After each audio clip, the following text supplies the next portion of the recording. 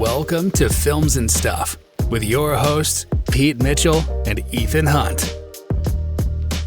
Pete, welcome back. Hi, Ethan. This is an emergency episode, and I call it that because we are talking about Michael Bay. He's back.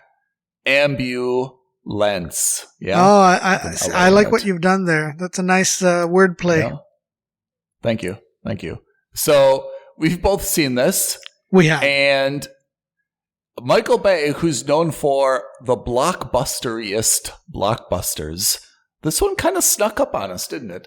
It came out of nowhere for me. I didn't even know that he was. First of all, I think this is like, except with one exception, I think this was probably the first non-Transformers movie I've heard from him in like years and decades, maybe. I mean, how big of a Michael Bay fan are you? Or maybe not fan, but like, how much do you respect the work of Michael Bay? I am a tremendous fan of early 90s to late 90s Michael Bay. Okay. That was, I think, his sweet spot that was when Michael Bay was his most Michael Bayist. So we're talking Bad Boys. Pain and Gain. No, not even Pain and Gain. We're talking The Rock. Oh, Rock. Yeah. Right? Pearl Harbor. Armageddon. Exactly. Armageddon. Yes. So, we're talking Michael Bay when he was Michael effing Bay. That's what you could have put on his card, Michael effing Bay, and the card would probably explode in your hands. Right? That was for me when he was in his sweet spot, because I think the problem was after that he got involved, I think in the mid 2000s, maybe earlier, I can't remember. He got involved with the Transformers franchise, and that kind of took over all of it, because those were very clearly Michael Bay movies, but it relied on CGI so much more than anything else he had ever done before. So it's really Bad Boys was really his directorial debut, then The Rock, then Armageddon, then Pearl Harbor, and then he was just basically on his way, right? But when you look at what he's done prior to that, I mean, I'm surprised he hasn't scrubbed all of these music videos that he's been responsible for, yeah? Yeah, but I think that's I think how he got all his shots, right? I think he was given that shot because remember, back in the day, Bad Boys, very low-key movie starring Will Smith and Martin Lawrence. Yeah. Both were, Martin Lawrence was a comedic juggernaut, but not an action star by any way, shape, or form. Yeah. And Will Smith was just getting his footing in Hollywood at the time. Yeah. Right? Yeah. I think he had just done either it was the year before or the year after Independence Day.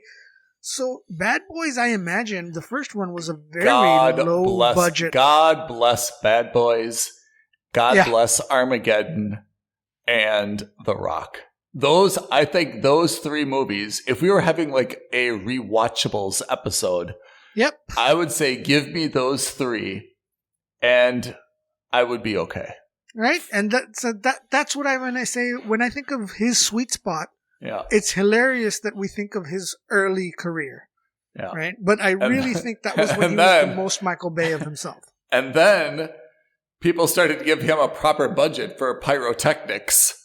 Oh, yeah. Then he went overboard. And then we got the Transformers. I don't even know how many are in the Transformers series. I've lost track, actually. They're all terrible. They're all terrible. But they're all terrible in a really respectful way, where you've got to say, well, there's I don't know if that's... Yeah, there's like those videos where people like crash, trying to do like a bicycle trick or stunt or something. Sure. And you're like, you know what? They gave it 100%. Yes, they totally missed the landing and they just smashed themselves.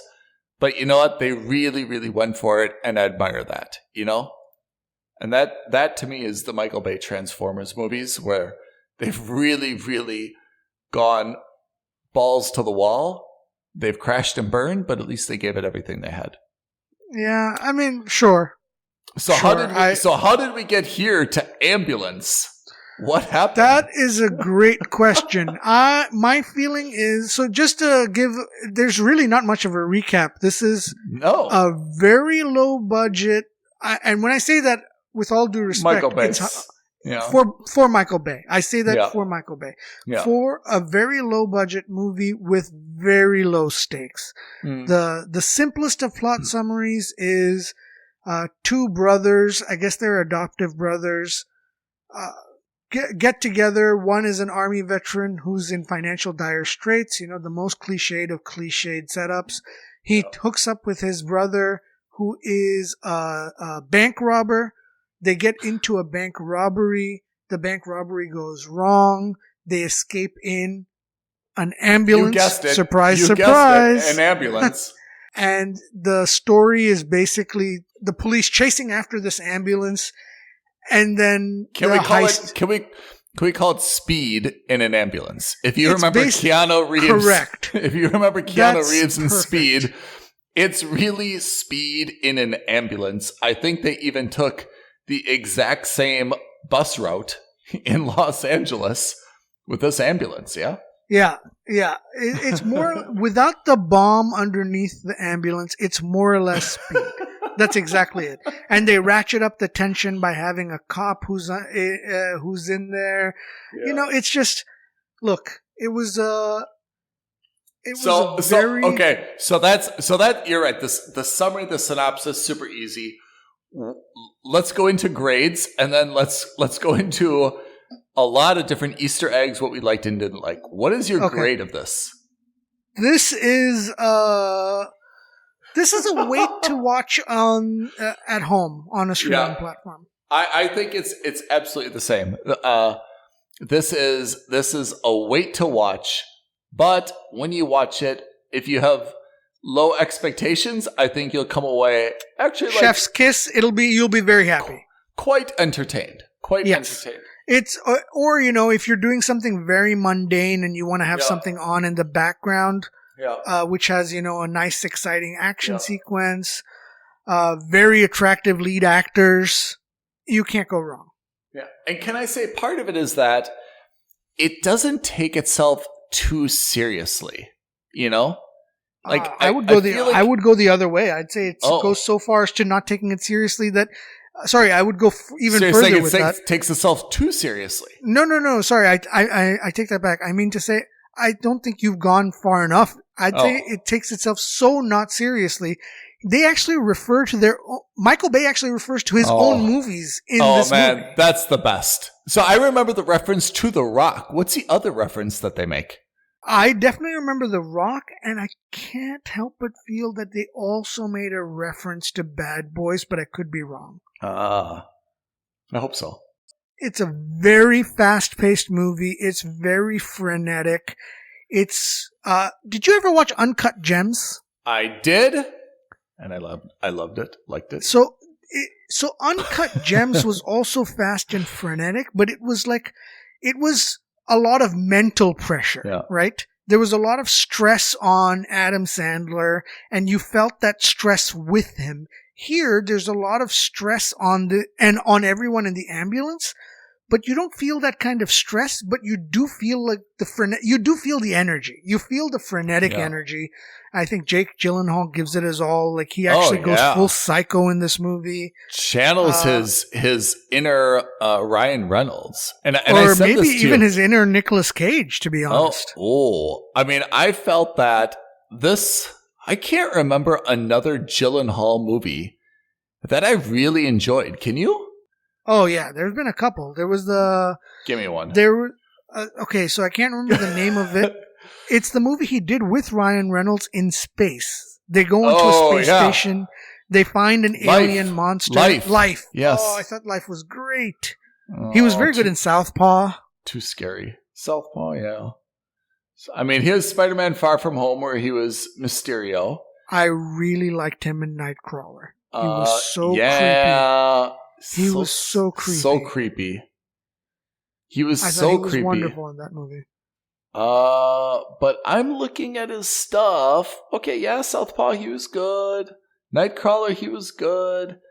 But I'm really not finding something where Prince of Persia, yeah, he was good. Another but terrible I'm really adaptation. not finding Rendition, Zodiac, Jarhead. I'm not Brokeback Mountain. I liked him in Zodiac. As well. But I don't. But those have all been low key movies. Yeah, I'm telling you, I didn't find another movie for a kind of an A-list actor.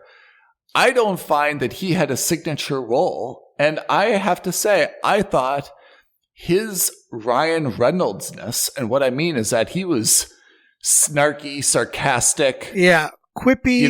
Quippy.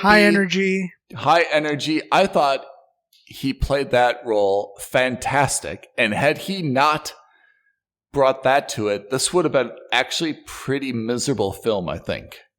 I think what you're onto something because Jake Gyllenhaal is really known for the two big movies that I think everyone refers to when they think of Jake Gyllenhaal.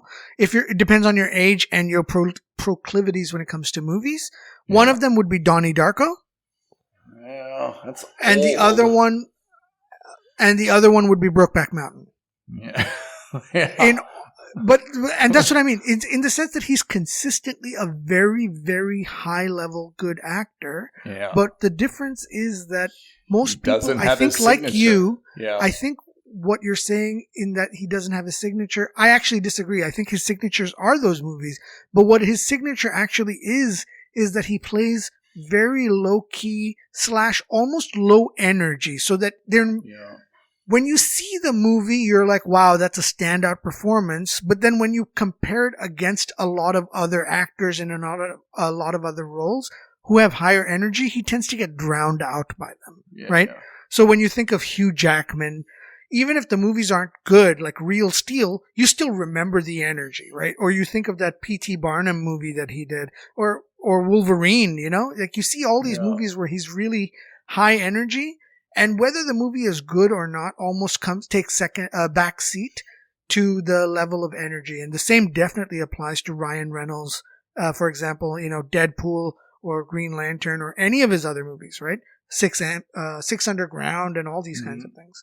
This is the first movie I can think of, and I'm sure I'm wrong, but that I can really remember in a long time where Jake Gyllenhaal basically cuts loose.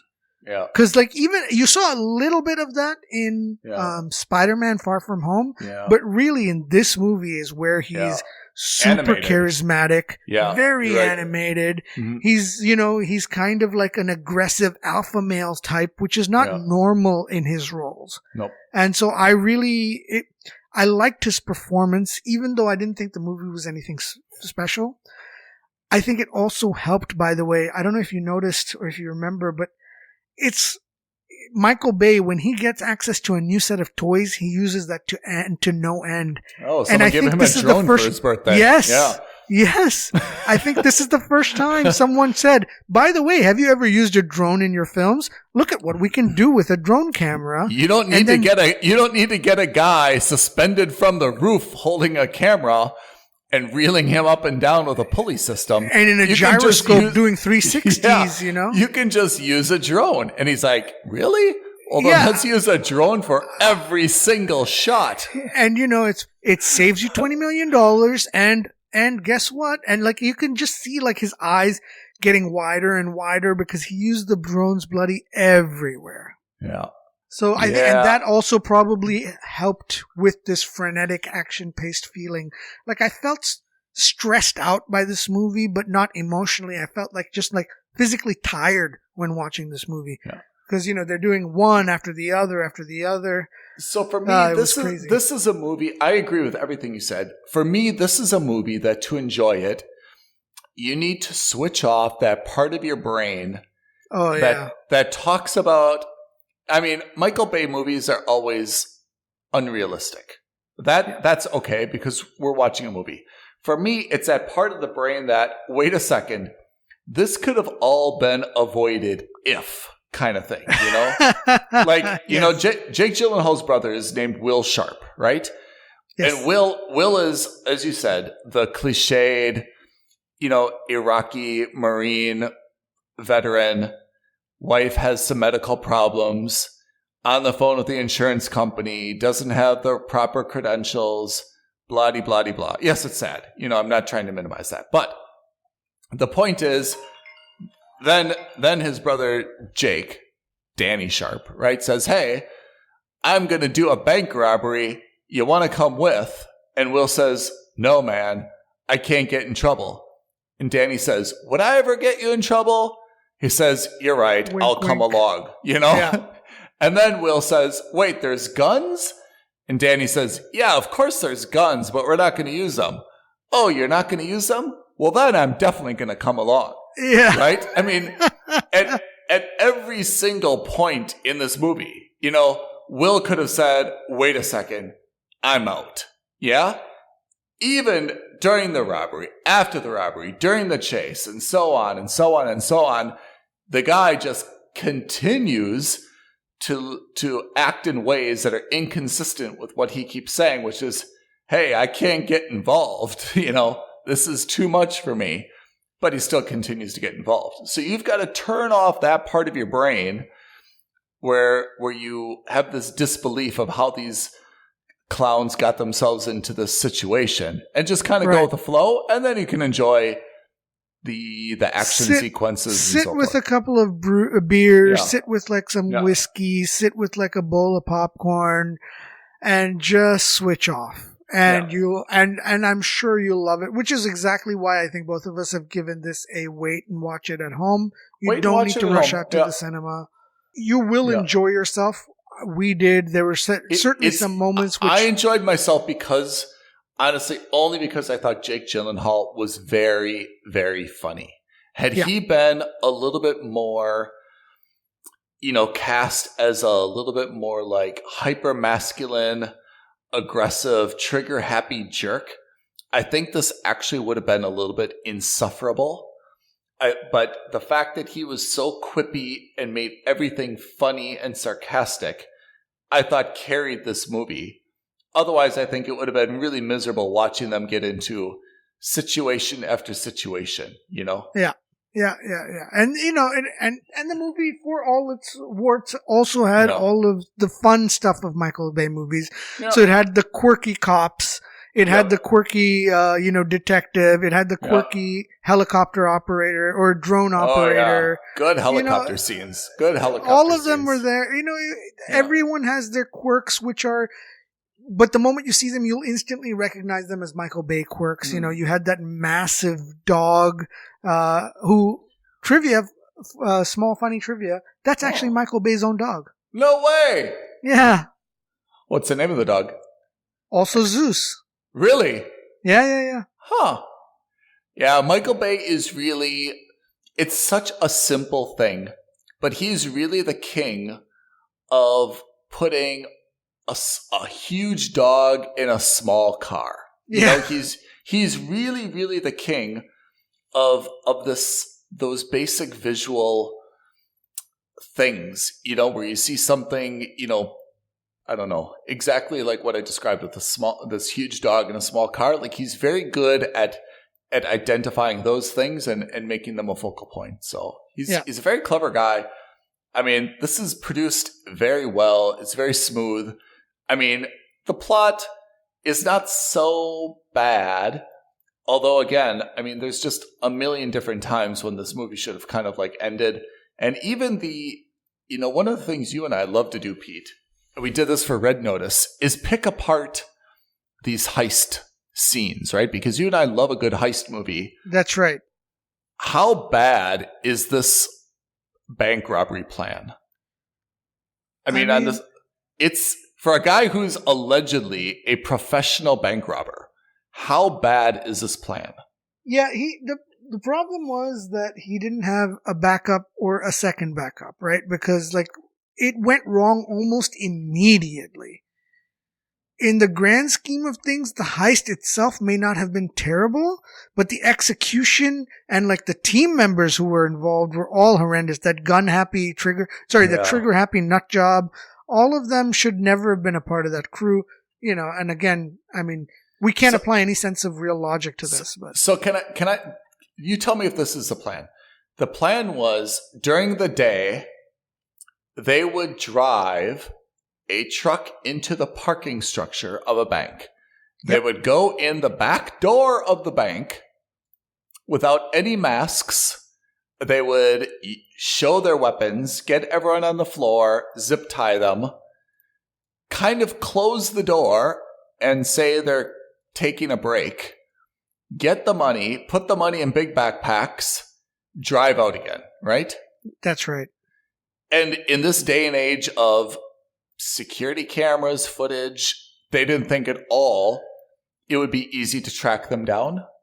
Yeah, and I think, I think the mentality was that, well, these notes that we're robbing aren't due to be destroyed anyway, so they're not actually physically part of the currency circulation, so no one's going to fight too hard for them, which is, again, not a terrible leap in logic, but again, as you rightly pointed out, at least wear a mask. Yeah. Why invite the police officer into the bank during the robbery? And why be so open and be so friendly? It's all nonsense. It was all just unnecessary. I want to see a good heist movie. A one that's really clever and well thought through. I really want to see a good one, because this plan, I mean, I understand that this is for entertainment value, but this plan just seemed totally miserable. I still think of Ocean's 11 as one of the better ones, even though it's a comedy heist. Yeah. But it is still, they still do overthink everything. They still go through everything. I like seeing them plan it out and then execute on the plan and then change it up wherever they need to. Yeah. I still think Ocean's 11 is one of the better ones, and I can't think of there was a movie, I cannot remember it, but there was the Gene Hackman movie that I loved. That heist movie I loved. I think it's just called Heist. Loved that movie. Loved that heist. And then there was one with Ed Norton and Al Pacino. No, not Al Pacino. The other one, Robert De Niro. Yeah. That was also excellent. I saw this one once where the good ones for me is where they actually, the people that they kidnap or take as hostages are actually in on it. Oh, Inside Man. Yeah. Wonderful Inside Man, movie. right? That was with Clive Owen. Yes. And he barricades himself into and they build a new wall in the vault, and they don't actually steal anything, and everyone's so confused as to what happens. Yeah, they take something from a safety deposit box, and then he just hides out there and then literally walks out of the bank a few days later. Yes. That was that for me, that type of heist movie is superb. Very good. Also very good. Yeah. Oh, excellent. I think that was Michael Mann. I can't remember. Maybe. I can't remember who directed that, but also very, very good. This one, the plan is not good, but it's not about the heist. It's really not. Yeah. But is this, and it's also not really about the chase. There's a lot of screeching tires and U-turns and stuff, but it's not so much actually about the chase, is it? I think the chase plays an element into it. I understand. You're right. It's also a character study that way, right? You have that one super attractive, grouchy EMT who insists on being alone, and she doesn't like playing with partners or having partners. So you have that. Then you have the injured cop who's the man on the inside, and then you have the two feuding brothers. I don't know. It's just a lot of dynamics. I get it. You know what scene I thought was cool? And this was exactly from the Michael Bay playbook. When all those cops were decoy? the decoy. Yeah. When they have all these cops kind of at the intersection, and everyone's like, all right, we got them kind of surrounded. And this tricked out El Camino, right, with a mannequin in the driver's seat, comes and bombs in the glove compartment or in the trunk. Comes with some type of, I don't know what type of machine gun this is, something Michael Bay just created for this movie, and just mows down everybody. And you see it was almost like The Matrix, where you just see the shells, just the cases of the bullets. just very Scarface, very Carlito's bouncing. Way, very Yeah. much, yeah. bouncing off the ground. And I have to say, even though that's not an original scene, that never fails to excite me, watching those bullet casings just trickling down and bouncing, Yeah. There are two quintessential Michael Bay moments. That was one, and the other one was when they do the Terminator style chase in the LA River. Oh yeah, that's true. Yeah, Or those maybe that was the second movie like he the referred to was the aqueducts. Terminator, not Oh yeah, like the aqueducts of Los Yeah. Angeles. Yeah. Anyway, so yes, it's you won't be disappointed watching this movie as long as you go in managing your expectations. Yeah. And those expectations should be, I'm in it to see beautiful women, fast car chases, some quippy lines, and one or two explosions, and you'll be fine. I think you'll be absolutely fine. Pete, now we come to moment of justice. You have to see one movie. Do you see Armageddon or do you see The Rock? Oh, or The Rock. Yeah. No, I mean, what kind of a choice is that? I can't abandon my main man, Nicolas Cage, on The Rock. Oh, yeah. That's okay. It's a tough call. I mean, now, both of those... Armageddon versus Bad Boys, that's a tough call. Oh, Armageddon. Yeah, I think have so to say, too. as much as I love Bad Boys 2, I think is better than Bad Boys. But Oh, really? I thought the first yeah. one was the best of all three of them. I thought the first was the best. The first one is... You had a very, the first one is very raw. Yeah, young, the first, beautiful Téa Leone. Téa Leone. Oh, man. I fell in love with her. She was probably my first on-screen crush. Oh, wow. Or one of my first on-screen crushes. And hilarious, where they have to assume each other's lives. Oh, yeah, that's true. That was in Bad Boys 1 or Bad Boys 2 where they switched That lives? was in Bad Boys 1. And then That's right. the AC Mike Cobra Lowry. versus the... Yes. The AC Cobra versus the Porsche chase on the highway. Yes. Not on the highway, on the like airstrip. the desert, yeah. On the airstrip. Oh, man. Like, there were some classic lines. Yeah. Oh, man. Yeah, it was wonderful. Yeah. I mean, I think those three movies, Bad Boys, The Rock. I think The Rock, first of all, The Rock is a good example of a pretty legitimate scenario, right? I mean, maybe not pretty legitimate. In Michael Bay terms. Yes. Like, it's one of the more, yeah. It's a scenario where like, okay, like I can believe that, that could be a thing, like military wanting benefits for their fallen soldiers, like I can understand that's a legitimate motivation. Like motivation is very on point. Yeah.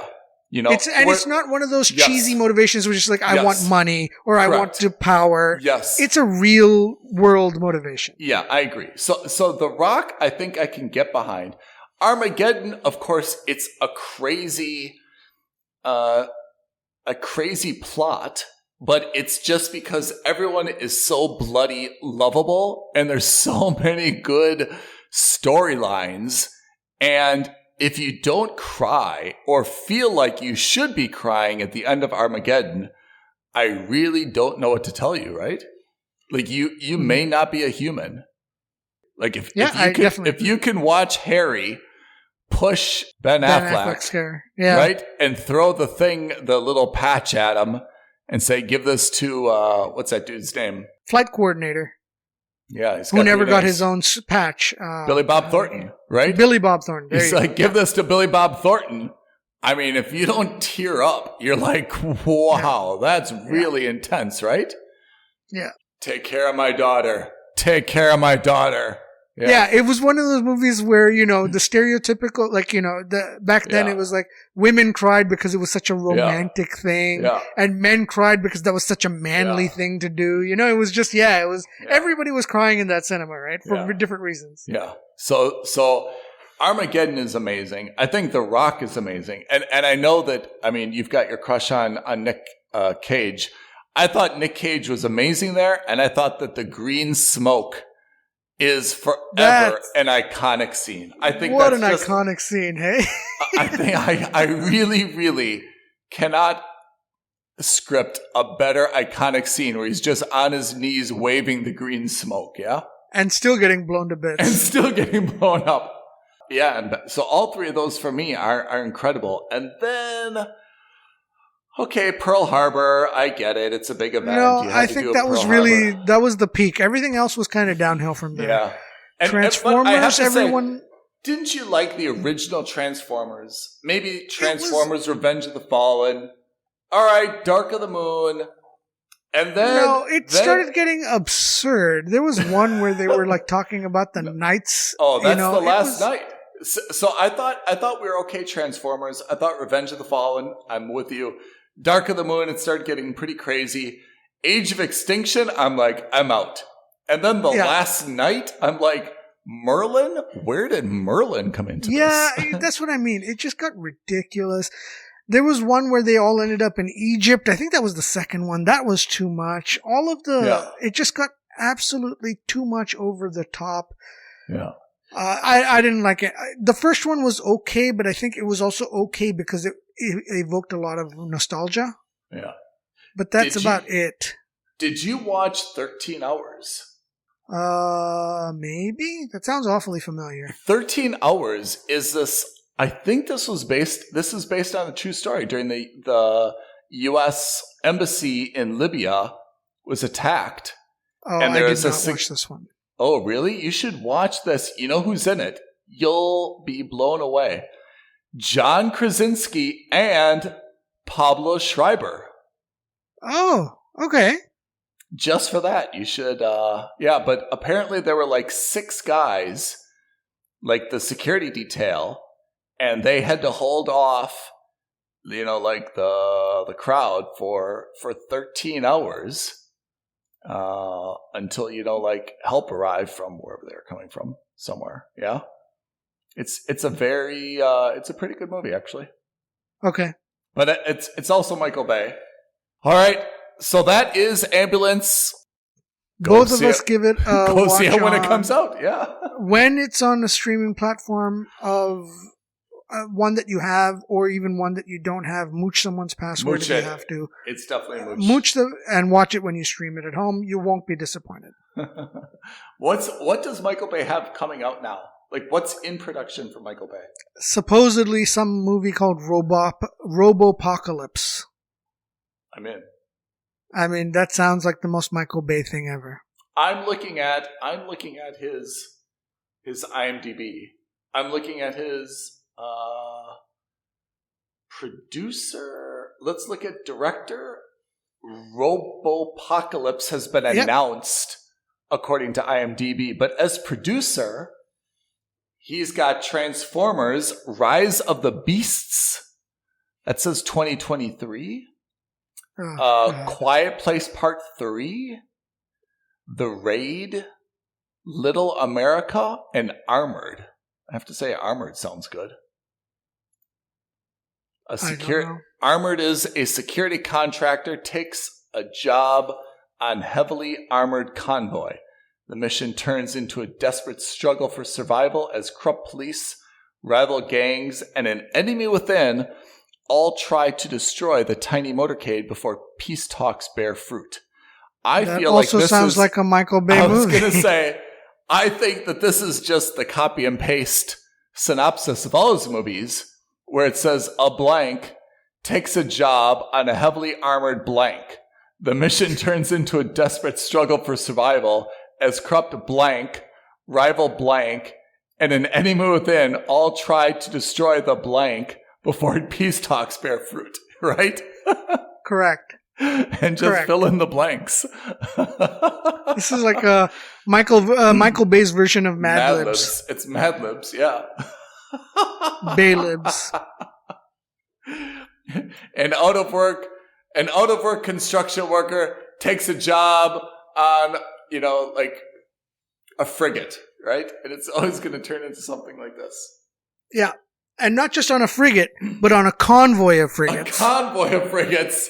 Watch as pirates and a tsunami in winter, right?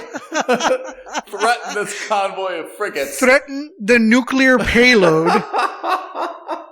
Why is this not? Let's write to Michael Bay. That's honestly that's pretty good. Yeah, and we can executive produce. I love that there's a nuclear payload. Let's walk this through. So basically, this convoy of ships has to move a nuclear warhead from like Guam to Hawaii. Right. It's actually, no, it's a decommissioned nuclear. Yes. Oh, instead of a warhead, it's actually a nuclear submarine that's in the middle of the armada. And it's being decommissioned. And the pirates are being funded by a terrorist group to acquire said submarine for their own nefarious purposes. Yes. How are they transporting it? It's on the frigate, or are they towing it? No, they're towing it. Yes, that's the beauty even of it. Better. It's got to have a tow cable. It has to have a tow cable that eventually snaps, and then they have to have literally, people using helicopters to get onto the submarine, and at the same time have scuba divers try to get in through the torpedo bay doors. So that they have two teams working in the middle. Absolutely right. So I think instead of just one tow cable, you've got to have two tugboats. Oh, yeah. And they've each got a cable because it's so heavy. And one of them snaps, and then the engines go overboard. When the second one, and you've got and it's dragging it down. It's dragging it down. No, but to keep it afloat, that grizzled engineer pulls out a bottle of, a fifth of whiskey. He takes a big chug and then pours the rest of it into the engine and says, "This is going to give us the extra 10 horsepower we need to tug this in." No, this is Michael Bay. I feel like once the sub starts sinking, it pulls the tugboat down, but then all the helicopters put their grappling hooks on the tugboat. Oh, yes. Yeah. And then the tugboat gets lifted off into the air. Yeah. Oh, that's wonderful. That's absolutely wonderful. Oh, and then they've got like a couple of like these lifeboats or these rigid inflatable boats underneath it to prop it up. Oh, yes, that's it. So I feel like this really Michael has Bay, legs. we know you're listening. I know you're listening. It's yours. Just take it. All we want is an idea by credit. That's it. We're not asking for much more. And hell, if you want us, we'll help you write the damn thing. The budget is so small, right? All you need is the hull of a submarine, half dozen helicopters, 2 tugboats, and a few Army frigates. And like 5, maybe 6 camera drones. Yeah. And some of those like black rubber boats with like the outboard motors, right? Wait, who's the hero in this movie? And who's the bad guy? Who's the protagonist, antagonist? Oh, that's great. Who should we cast in this, huh? I want the pirate to be a lady. I want it to be a sexy kind of like Iranian Russian lady. I was about to say what we can do is like if we have these like be pirates from the MENA region, you can have like a mix of like Egyptian, the crew could be Egyptian, Iranian, maybe Saudi. Yes. Oh yeah, all the stereotypical like nebulous bad guy that Michael Bay would produce. This is Michael Bay. I've got it even better. There should be like a luxury yacht. Like off the coast of someone where it's just like 12 women sunbathing, and then they're all in bikinis, and once they see this thing on like their GPS, then they put on like suits and get black wetsuits. Yes. And then, right? And it's all female crew, and then it's got to be like real rugged, like kind of like American based, like contractor types, Yeah. So who's that guy for you? I wouldn't mind actually John Krasinski being one of these guys, John Krasinski could do it. You could have someone a little left field for action. You could have someone like John Hamm. Yeah. And then you've got to have the kind of the nerdy, like nuclear scientist or like oceanographer. Yeah. You've got to have someone like who's kind of like a little bit pudgy or very short and nerdy. We have to keep this submarine at less than 10 knots or the core is going to destabilize. It's like the opposite of speed. What if it would be, what if you would take like the Office cast and reverse it? And it'd be John Krasinski is kind of like the military head. And who played Michael? Oh my God. Steve Carell. What's his Steve name? Carell. Steve Carell as like the oceanographer, right? And you see like John Krasinski giving him orders.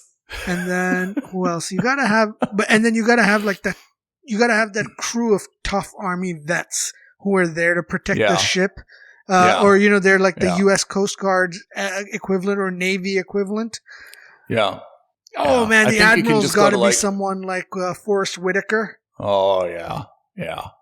Yeah, there's got to be an admiral who like they're communicating with, and he's like, no, I can't send in reinforcements. We're going to draw too much attention to it. It's just 18 women in bikinis. You've got to manage it yourself, Yeah. And one of the naval officers is actually the guy on the inside. Oh yeah, there's got to be someone on the inside, right?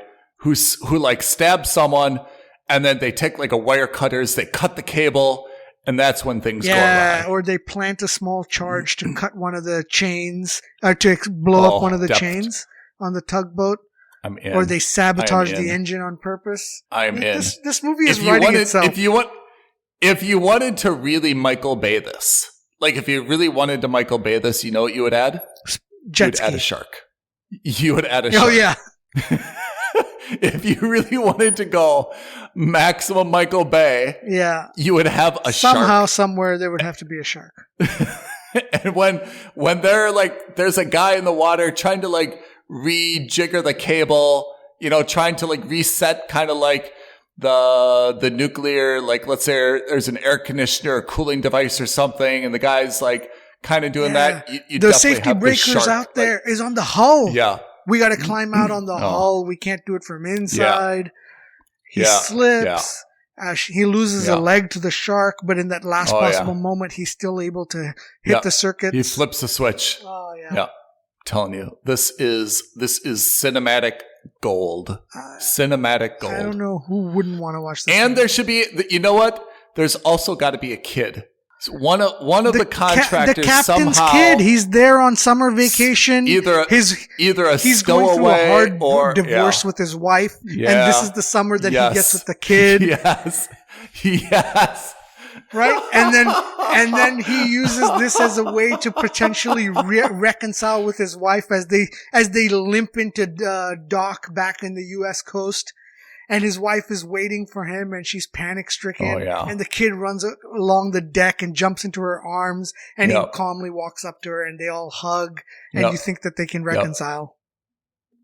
Absolutely. What do you call this? We need a great title. Listeners, if you've got a great title, please email us aloha@filmsandstuffpodcast.com or send us a message on Twitter. I'm going to give a working title of Nuclear Voyage. Okay. I know we can do better than that. I don't know what it is, but I'm sure we can definitely do better. You didn't have to say definitely. Sorry. With like much emphasis. We can definitely do much worse. You're like, definitely. I got you. I said it's working title, Pete. I said it's working title. Sorry, my bad.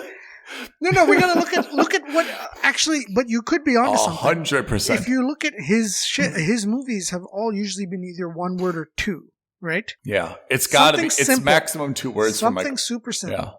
Yeah, I like it. Let's put this into pre-production. I guess we got to write it first, though, Michael right? Bay. I think it's already written. There's not that much dialogue. There's not. I mean, how many words? I mean, I think it can't be more than 5,000 words, 10,000 words. Whoever has time, I think that there should be a explosion to word ratio of Michael Bay movies, and I would expect that in some cases there are more explosions than words. It's almost at parody, but generally leans towards the explosions. Yeah. So I mean, it's not like the script is going to be so long that we've got to write this thing. There's just a couple of like, look out, they're coming, they're back, duck. I love it. I really love it. It's not going to hold. We got to get Priyanka Chopra's got to be one of the female assassins. Oh yeah. I feel like they're just like Yeah, just snipers. And then see, that's where the storm comes in. That the guy's like, we're never going to outrun them. Head into the tsunami. Yes. Are you crazy? It's our only chance.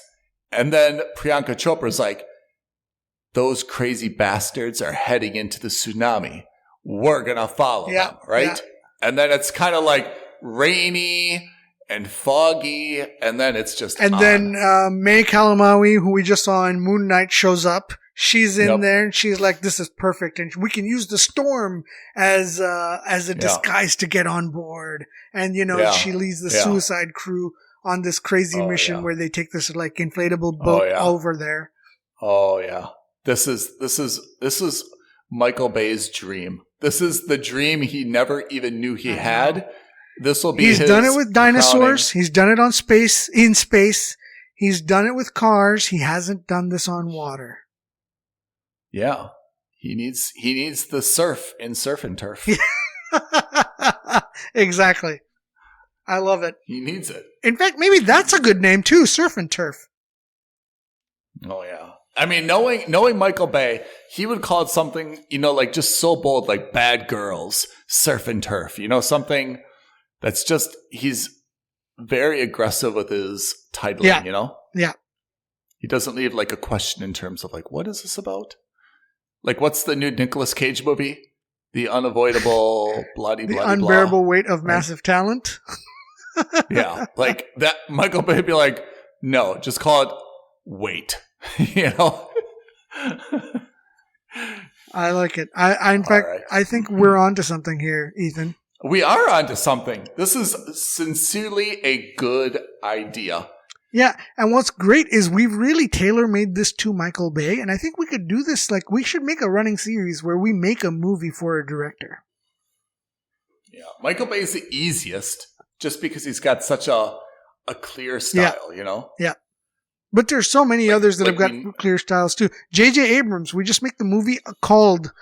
Lens flares. Exactly. It's just a big lens flare. 90 minutes of lens flares. 90 minutes of lens flares. I mean, we'll say like, hey, this is a movie that takes place in the high seas, and you know how the sun is always reflecting off the water, so it's just a big lens flare. I love it. All right. So we've gone off on a crazy tangent. Well worth it, though, in my opinion, I agree. And in yours. I definitely agree. So, listeners, please, we still need a title for this Academy Award-winning masterpiece. Michael Bay's first Academy Award. Reach out to us on Twitter at F&S Podcast. We'll be there. Okay, until next time, thank you, Pete. Thanks, Ethan. Have a great day, listeners. Have a good one. Thank you for listening to another episode of Films and Stuff. If you haven't already, please subscribe and review on Apple Podcasts, Spotify, or wherever podcasts are downloaded. Films and Stuff. There is no substitute.